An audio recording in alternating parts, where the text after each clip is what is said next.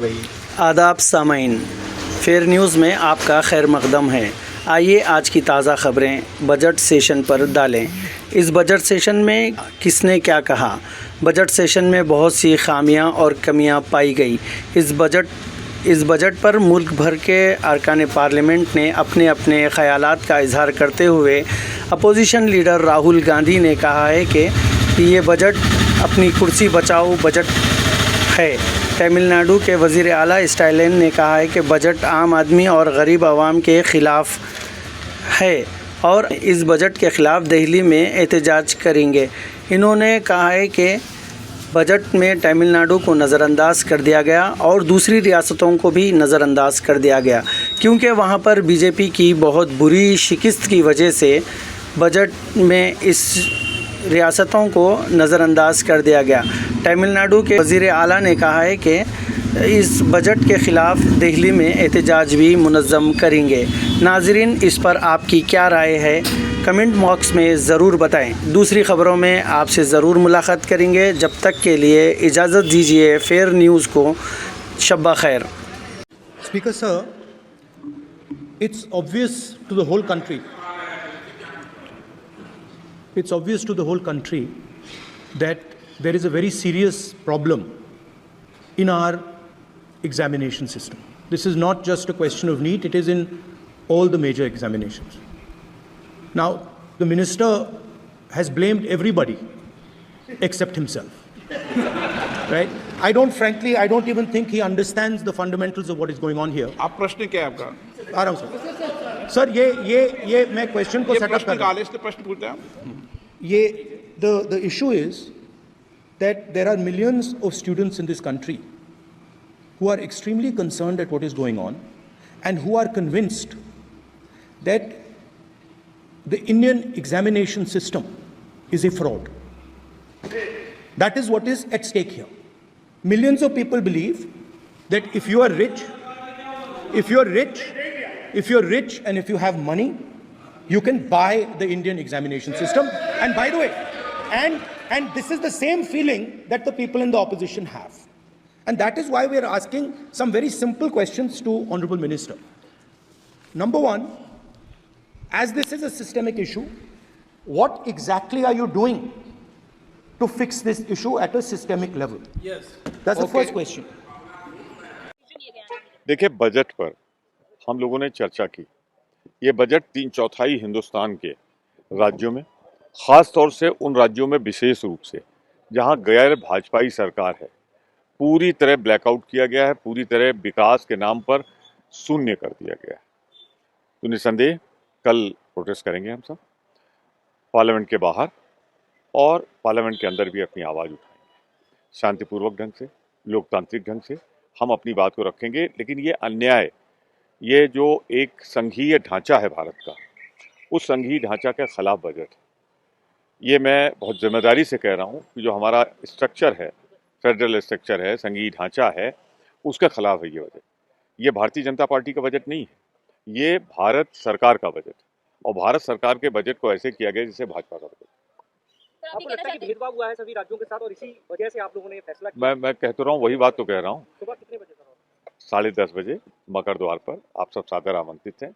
हम पहले वहाँ करेंगे एंट्री पॉइंट, और उसके बाद पार्लियामेंट के अंदर भी हम रखेंगे अपनी बात को। पार्लियामेंट के अंदर आप करेंगे, भाग लेंगे चर्चा में कल?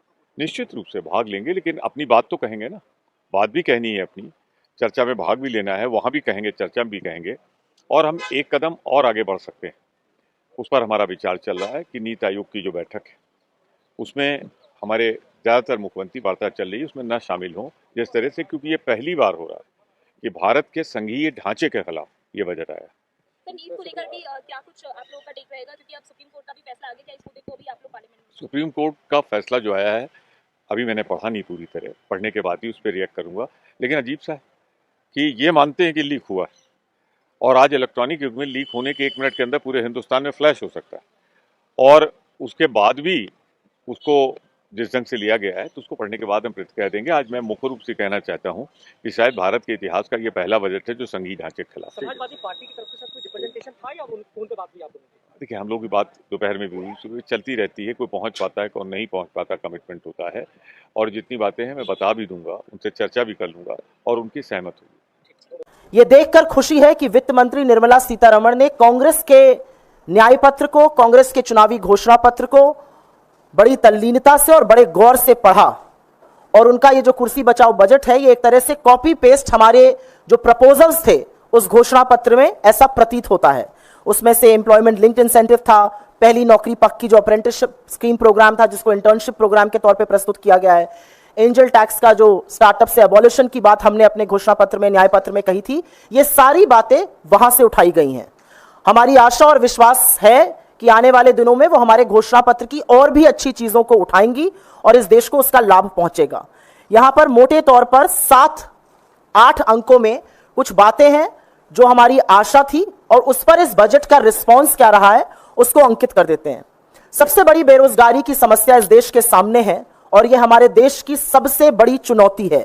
और आशा थी कि इस बजट में ऐसा कुछ होगा जिससे कि रोजगार का सृजन होगा, बेरोजगारी की समस्या का अंत होगा। छोटी छोटी नौकरियों के लिए लाखों लोग आवेदन देते हैं। रिस्पॉन्स में जो हुआ है वो बहुत कम है। रिस्पॉन्स में जो कॉपी पेस्ट किया गया है वो भी ठीक से नहीं किया गया है। और रिस्पॉन्स में कहा गया है कि 2,90,00,000 लोग, 3 तरह की स्कीमों में करीब 2,90,00,000 लोगों को फायदा होगा। यह एक बहुत एग्जैजरेटेड नंबर लगता है, ऐसा नहीं होने वाला है और कहीं ना कहीं रोजगार सृजन का एक बड़ा मौका खो दिया गया है। दूसरी बात महंगाई की, यह देश कमर तोड़ महंगाई से जूझ रहा है। आज होलसेल प्राइस इन्फ्लेशन करीब 3.4% है। फूड इन्फ्लेशन की जो लास्ट रीडिंग थी वो 9.5% है।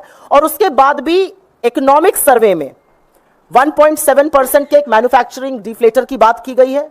इन नंबर्स को जस्टिफाई करने के लिए विश्व के बड़े बड़े अर्थशास्त्री उस डिफ्लेटर के नंबर से यकीन नहीं रखते हैं। और यह भी मानना बड़ा मुश्किल है कि अगर 8.2% जीडीपी ग्रोथ हो रही है तो कृषि सिर्फ 1.4% पे और कंजम्पशन जो 2/3 हिस्सा होता है जीडीपी का वो मात्र 4% पे कैसे ग्रो हो रहा है। खैर, इकोनॉमिक सर्वे में महंगाई पर कुछ सेंटेंसेस, कुछ वाक्य बोले गए थे। वित्त मंत्री ने अपने तीसरे पैराग्राफ में महंगाई पर मात्र 10 शब्द बोले हैं। तो महंगाई को खत्म करने की, आम आदमी को राहत दिलाने की, जरूरी सामानों पर टैक्स को कम करने की कोई राहत कहीं दिखाई इस बजट में नहीं दी है। इनके बजट में SC ST का नाम ही नहीं, या उनके लिए जो बजट पॉपुलेशन के लिहाज से रखने का था वो भी नहीं। दूसरों को तो बहुत बातें कहते हैं, मैं शायद इस बार SC ST को जो एक स्पेशल कंपोनेंट के तहत अलग पैसे रख के देना था वो नहीं किए। शायद उनको गुस्सा होगा क्योंकि इस बार दलित आदिवासी लोग ज़्यादा रुझान इंडिया गठबंधन के दिया है, तो इसीलिए वो गुस्से में, वो गुस्सा निकालने के लिए, सबक सिखाने के लिए गरीबों को, दलितों को, पिछड़ों को और माइक्रोस्कोपिक बैकवर्ड्स को उन्होंने नज़रअंदाज किया है। फिर उसके बाद देश के किसानों की मांग तो थी, हमने पहले ही बोला, वो कानून तो दूर ही रह गई। और मिनिमम वेजेस की बढ़ोतरी के बारे में भी उन्होंने कुछ जिक्र नहीं किया। और ये बाकी के जो जातीय जनगणना का, उसके लिए जो पैसे रखना था वो निश्चित रूप से अगर बजट में ही रखे तो ही वो खर्च करके वो जाति जनगणना कर सकते हैं। घोषणा करने से नहीं होता। जाति जनगणना करने के लिए जितना अमाउंट रखना था उसका भी उन्होंने कुछ जिक्र नहीं किया।